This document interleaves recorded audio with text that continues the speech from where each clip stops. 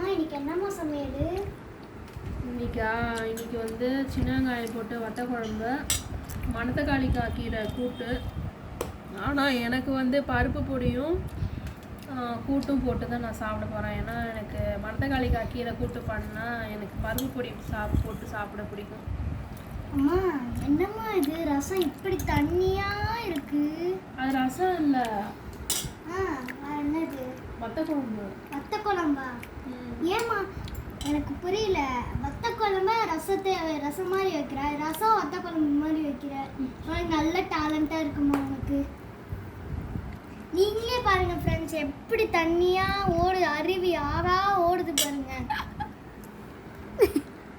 ஆனால் டேஸ்ட் நல்லா தான் இருக்கு. பட் ஆனால் இந்த அருவியா ஆறா ஓடுதீங்க பாருங்க. சொல்லிட்டில நாளைக்கு பாருங்க.